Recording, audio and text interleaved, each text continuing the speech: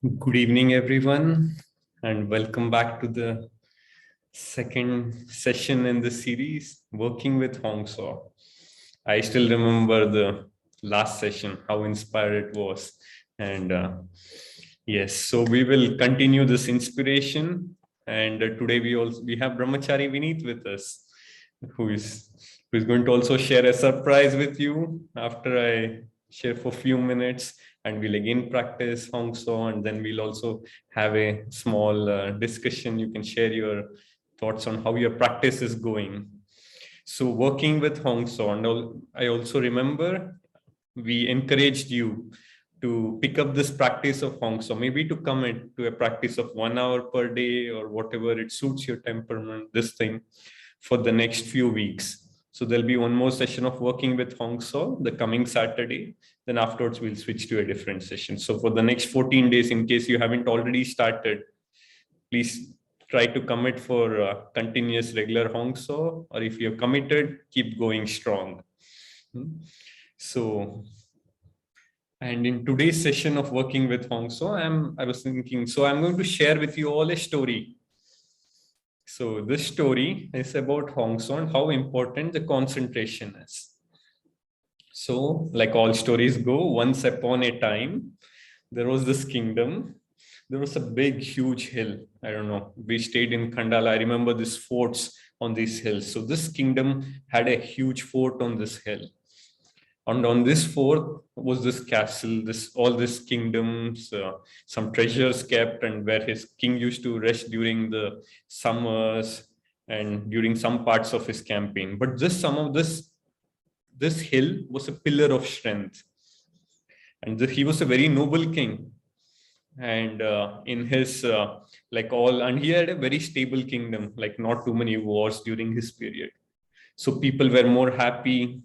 There's also many religious activities that used to go on, many functions. And there's also something like or similar to a Republic Day, where he used to showcase his strength. And he had a special elephant. This elephant was like one of the main attractions during that time.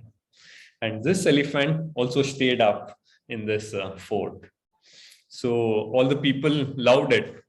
So all from all across his kingdom, they used to come to watch it on this particular day.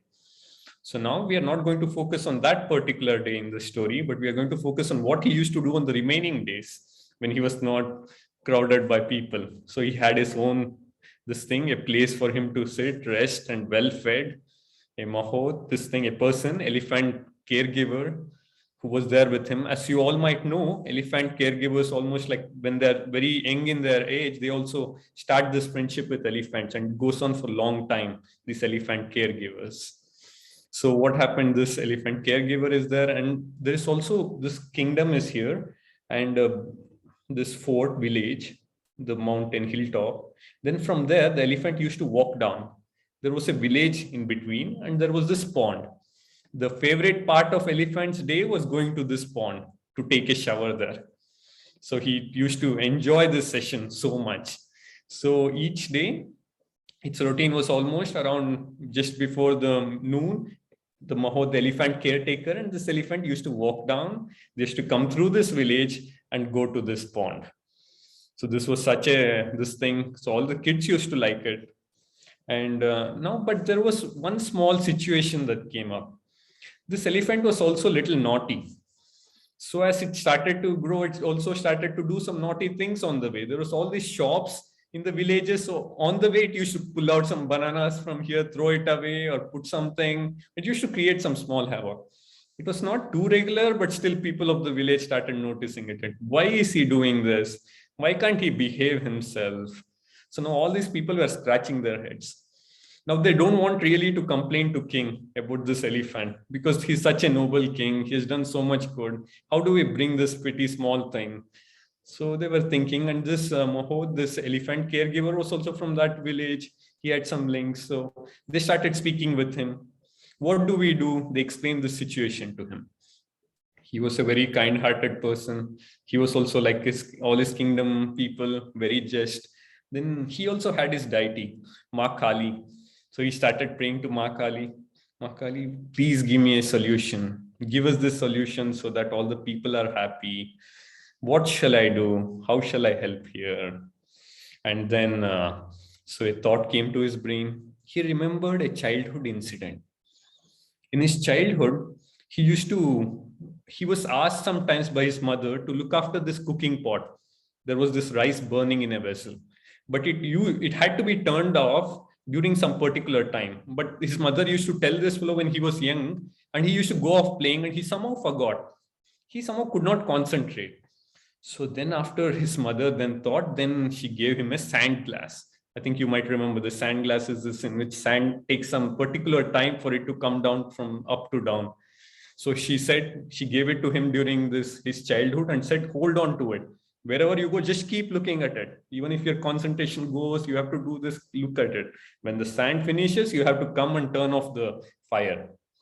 And then that worked for him. So now he remembered why did this thought come to me when I started praying to Divine Mother? Then he thought, elephant likes little bit of the sandalwood somehow. This one particularly, it had some fragrance, the sandalwood, and this branch was there. So elephant used to play with it. So he thought, as soon as the elephant comes down into village, what he did was he handed over this wood piece, this branch to elephant. What it did, it took in its trunk and it kept holding it. So until the pond, it kept holding it. It just walked there. Then it took its bath. Then once again, he gave this branch. Then it came back. So it started happening, and elephant did not create any havoc. So just by giving this branch for him to hold, all its concentration was on this somehow. It somehow stopped doing all these reckless or naughty things on the way, and all the people in the village started feeling happy.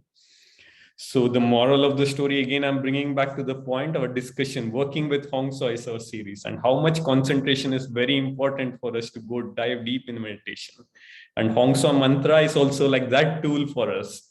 When we hold on to it, we'll be able to dive deeper in this meditation. And now I'll request Brahmachari Vineet to now also share. Thank you, Premdas, and hello, everyone. It's so nice to see some of your faces, and it's so nice to see some of your names, whose faces I cannot see. And thank you, Premdas, for sharing that beautiful story. And he was mentioning about this stick or whatever the elephant had, and of course, that is, Hong Sau for us. But I just wanted to emphasize, and today we are going to have fun with this particular aspect of the Hong Sau technique, which we will practice very briefly together. Is oftentimes, we've heard acharyas teach or anyone from whom we've learned the Hong Sau technique. We are told this, and sometimes even passingly, that you can use your index finger to bring it gently in when you're inhaling and gently out when you're exhaling. And not much significance is given to it sometimes in our minds. I don't say it's not given much significance when it's taught, but it's like, oh, Hong Sau, the technique is called Hong Sau. It's not called index finger in and index finger out. So we're like, shoo, it's okay, fine. I can control my mind. But it's very helpful on many levels because the mind is so subtle that sometimes a physical component is extremely helpful as we move forward. But there is a much deeper aspect also to using this finger going in and going out. And I thought we can listen to this little talk of Swamiji. It's an excerpt from a larger talk, and it's 5 minutes long, where he's talking about the deeper aspect of this Hong Sau technique. And let's hear this out, and we'll straight away then apply this and practice the Hong Sau technique for a few minutes. So I would request Rajas to play this audio file, and you can all listen to it inwardly to this recording of Swamiji.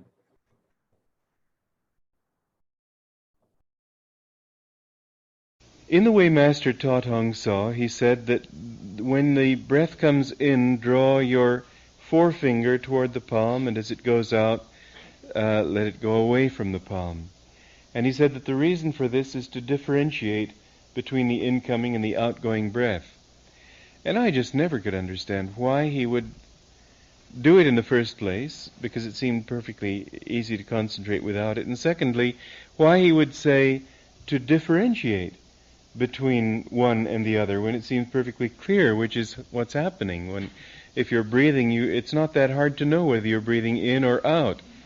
And I thought, well, maybe it was a matter of concentrating, helping your mind to be concentrated on the breath. And I suggested this even to Mrinalini, whom Master gave the job of revising the lessons. And she thought about it because she didn't understand either. But she said, no, let's do it the way he said, even if we don't understand. And so she stuck with that. And I appreciated her doing that, but I still didn't understand. But gradually things began to fall into place. The forefinger is the ego. That's why when you point like this, it's a very sort of an ego imposition when you point or shake your finger at somebody. In palmistry, the forefinger represents the ego. That's why the people who do japa in India very often will have a japa bag in which this finger sticks outside so you can't use it. So that the idea being that you don't do japa with your ego. So I'm not inventing something, this is a long tradition. Secondly, the movement in and out, it's not that difficult to differentiate between incoming and outgoing, but what he's really doing is differentiating between the mood of inhalation and exhalation, because the mantra that we say, Hong Sau, means literally I am he, the am being understood, or maybe it's the he that's understood, I'm not quite sure, come to think of it. But anyway, the literal translation of it means I am he. The I being on the incoming breath, and you're drawing your forefinger toward the palm, this is subtly associated with the thought of affirming I. And the reason, again, an interesting point, that we say Hong, which is not the real word. If you say this as a sentence in Sanskrit, the real way to say it is aham saha. But you don't say it that way because it's a mantra. And the purpose of a mantra is to have a vibrational effect on you. For example, aham is merely affirming the ego, but hong is dissolving the ego. Like a bell, you strike the bell and the vibrations dissolve outward. And so, sa is offering yourself into it instead of that saha, which is just he. But the idea of the mantra is that you dissolve the ego, the sense of self, into the infinite. And so when you bring the forefinger toward the palm, it's not as if you needed to differentiate between the two breaths, but you need to differentiate between the two moods of the breaths. And bringing the forefinger toward the palm helps to bring that thought of I more strongly to the consciousness, which you release then in releasing the forefinger. With that, you differentiate between that incoming, offering it into the spirit again.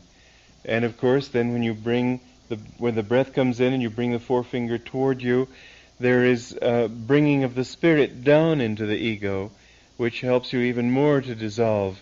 So this constant rotation is what brings you to breathlessness, and that mantra is very important. But this movement, which Master never explained in great depth, takes on a very distinct value and meaning, doesn't it, when you understand it in this way, because the movement of the forefinger affects the mind even without your thinking of it. The point here being that Master gave us something to do that he didn't explain in depth, he didn't explain sufficiently for my mind at least, and I'm not stupid anyway, to understand. And yet, by doing what he said, you would get the effect whether you understood it or not. The importance of orthodoxy is the realization that there are many things which we don't understand at this level. But if we do them, sooner or later we will come to understand what it was all about. Whereas if we say, well, I have to understand first before I'll do it, then we'll never reach that point where we do understand. take these words of Swamiji, go into a brief meditation of the practice of Hong Sau. Let's sit upright, roll our shoulders back, eyes closed, chin parallel to the ground. And let's use the forefinger, the index finger.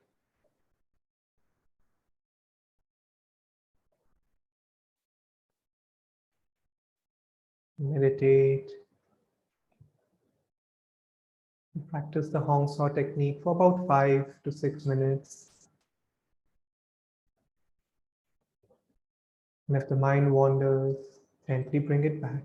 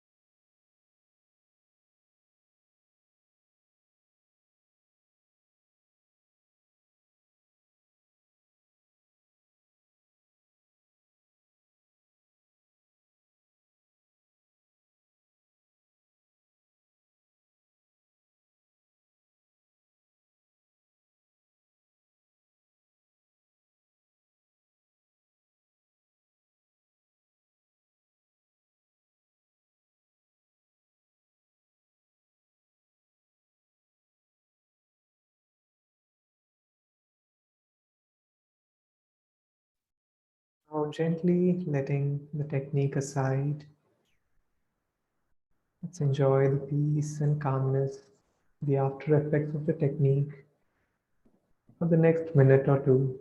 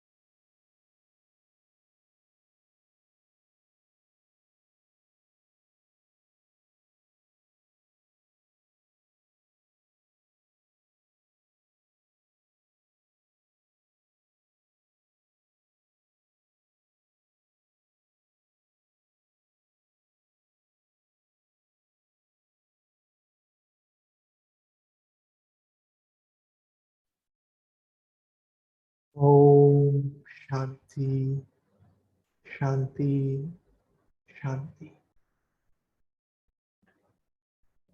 When you feel ready, you can gently open your eyes or keep them closed, doesn't matter. So it's hard to talk after practicing the technique deeply. But just a few minutes we all practice together, and we see that even though there are thoughts which come and go, there is greater and greater control over those thoughts, and they stop bothering us as much as they do when we start with. Oh, by the way, I was really messing up with the forefinger, index finger in my brain. I'm talking about the pointing finger to make it much more easier. But I just wanted to emphasize, because when we started with these series, I was thinking Hong Sau, well, we have learned Hong Sau, we have even taught Hong Sau enough number of times. Uh, what could be there in it? But this is the beauty of our paths. Like Master said, that we go on to achieve endlessness. So just coming back again, a couple of points about the Hong Sau technique, and I wanted to read something from Swami Bharat's book, Om, the Melody of Love, where he writes why Hong Sau works. And I wanted to read a little paragraph and share a little around that. He says, if you find yourself struggling with unruly thoughts during your Hong Sau practice, know that every time you bring your attention back to the technique, you are helping to free your soul of its identification with the breath and the body. At the same time, you are strengthening your ability to concentrate. Concentration is like a muscle. The more you exercise it, the stronger it becomes. And a fun story came to my mind, and I'll probably end with this. And we can open up for a little bit of a discussion that uh, just imagine, you being a parent and you have a naughty child, and the child has this habit of, opening the refrigerator in the night and eating the sweets, maybe a chocolate or whatever sweet is at home. And every time you ask him in the morning, the child is like, no, no, no, I swear I did not eat it. Someone else must have come. And you keep asking, and the child is like, no, I did not eat it. And then finally, you make up a strategy that, I'm going to keep track of this kid. And then you catch the child wakes up, he opens the refrigerator, and you catch him at that very moment. What is your first reaction mentally? Aha! And I think that should be our attitude when we catch our mind, which has gone away too far, that, oh no, my mind went too far, instead of saying, oh no, not again. I have such a restless mind. It should rather be, aha, one more time. I caught this thief and I could bring it back. I caught it red-handed and I can bring it back to attention, to concentration. And that way, instead of being heavy and hard on ourselves, we can make it a little game of sorts, you might say. So anyways, it was such a joy sharing with all of you. And I would really like to, open up if anyone had any thought, comments, or even Premdas, if you wanted to add anything, please do. So, yeah, for sure. I think if we take two things today, this aha moment and this finger thing, let's take it back and let's strengthen this practice. Yeah. And Preeti ji, would you like to share something? Maybe only for a few minutes. Yeah. No,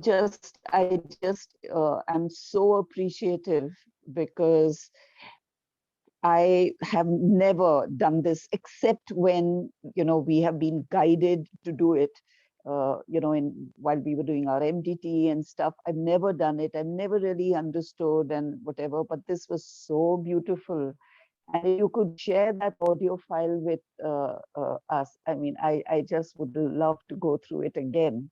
Sure. And so that, even when we share, thank you so much. Thank you.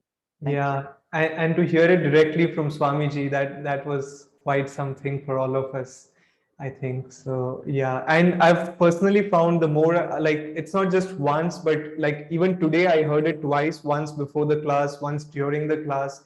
And I thought, wow, I still have more to dig deeper into with every word which Swamiji is saying. So I was telling this to a friend of mine that oftentimes we say we know, but that's a trap on the spiritual path. We don't always quite know, and there's always more to go deeper with whatever we have. Something as simple as Hong Sau, there's so much power in it.